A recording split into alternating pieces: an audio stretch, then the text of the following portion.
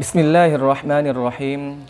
Rabbi shrah li sadri wa yassir li amri wahlul 'uqdatam min lisani yafqahu qawli. Assalamualaikum warahmatullahi wabarakatuh. Alhamdulillahi wa kafa. Thumma assalatu wassalamu ala nabiyil mujtaba wa ala alihi wa sahbihi wa man ittaba'al huda.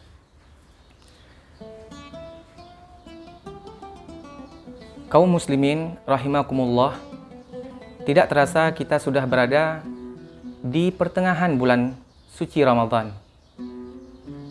Di antara hal yang wajib kita perhatikan di dalam bulan Ramadan adalah adanya zakat fitrah. Zakat fitrah itu sendiri merupakan salah satu kekhususan dan ciri khasnya yang diperintahkan oleh Allah Subhanahu wa taala kepada hanya kaum muslimin saja. Artinya ini merupakan ciri khas yang dimiliki kaum muslimin. Selain daripada kaum muslimin, maka tidak diwajibkan kepadanya zakat fitrah. Zakat fitrah berasal daripada kata zakah dan fitrah. Zakah artinya menyucikan dan fitrah itu merupakan diri ataupun penciptaan. Bisa diartikan zakah fitrah adalah zakat yang dikeluarkan untuk menyucikan diri, dan fungsinya sendiri merupakan untuk mengijbarkan ataupun melengkapi kekurangan-kekurangan yang ada pada puasa kita di bulan Ramadan. Artinya juga kita dapat menambal ataupun fungsinya dapat menambal kecacatan dalam puasa kita sebagaimana fungsi sujud sahwi di dalam salat. Adapun dalil wajibnya bagi seorang mukmin untuk mengeluarkan zakat, di antaranya adalah hadis yang diriwayatkan oleh Ibnu Umar radhiyallahu anhuma. Farrada Rasulullah sallallahu alaihi wasallam zakatal fitri min Ramadan 'alan nasi sa'an min tamarin aw sa'an min sya'irin 'ala kulli hurrin aw 'abdin zakarin aw unsa minal muslimin.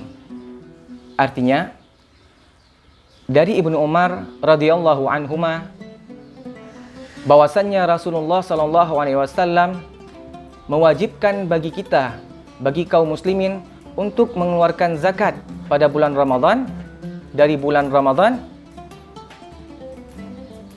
seukuran segantang daripada tamar yaitu kurma ataupun segantang daripada syair ataupun gandum bagi tiap-tiap orang yang merdeka maupun hamba, baik ia merupakan laki-laki maupun perempuan di antara kaum muslimin.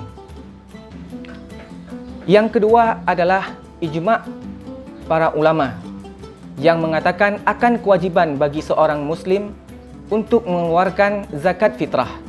Zakat fitrah berasal daripada kata-kata al-khilqah ataupun penciptaan. Nama lain daripada zakat fitrah juga bisa disebutkan sedekah fitrah, bisa disebutkan zakah badan, bisa disebutkan zakah Ramadan, dan lain-lain sebagainya. Zakat fitrah itu sendiri diwajibkan kepada seorang mukmin ketika dia mendapati dirinya berada pada juz'in min Ramadan dan juz'in min Syawal. Idraku juz'in min Ramadan wa idraku juz'in min Syawal. Artinya, dia hidup ataupun dia mendapati dirinya hidup di sebagian bulan Ramadan dan sebagian bulan Syawal. Dari sini kita dapat mengambil kesimpulan bahwasannya jika ada seorang muslim meninggal di hari akhir Ramadan, ya, di awal-awal bulan Syawal, ditandai dengan masuknya maghrib, ya, ghurubi syams pada hari itu 5 menit setelah azan maghrib atau beberapa menit setelah azan maghrib. Nah, dapat diambil kesimpulan di sini, maka wajib baginya untuk mengeluarkan zakat. Berbeda seandainya jika meninggal ia sebelum maghrib beberapa saat, maka dia tidak diwajibkan untuk mengeluarkan zakat. Pertanyaan selanjutnya adalah, ataupun kesimpulan selanjutnya yang dapat kita ambil adalah, ketika ada anak ataupun bayi yang lahir di awal bulan Syawal, ya, setelah azan maghrib beberapa saat, apakah dia wajib untuk mengeluarkan zakat? Maka jawabannya tidak. Dikarenakan dia tidak mendapati dirinya di pertengahan atau tidak mendapati dirinya sebagian di bulan Ramadan. Berbeda seandainya jika dia dilahirkan beberapa saat sebelum datangnya bulan Syawal ditandai dengan ghurubus syams ataupun terbenamnya matahari yang seperti kita katakan tadi.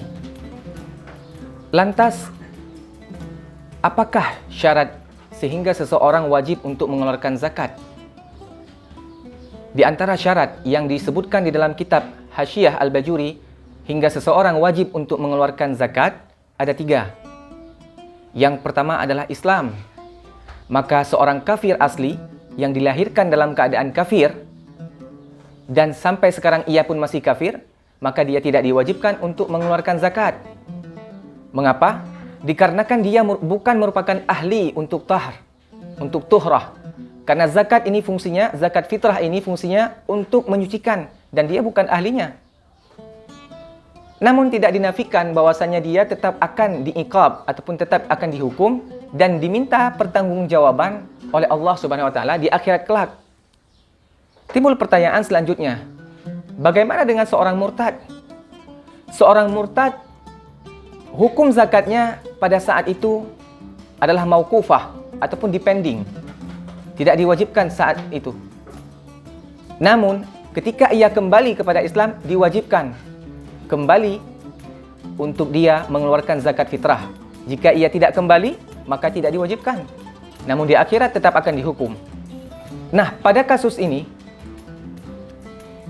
jika seandainya seorang kafir memiliki budak ataupun qarib, orang terdekat yang menjadi di bawah tanggungannya dan mereka beragama Islam, kafir akan tapi dia memiliki budak, budaknya Islam.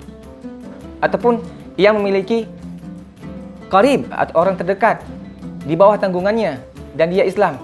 Bagaimana hukumnya? Maka tetap baginya wajib untuk mengeluarkan zakat.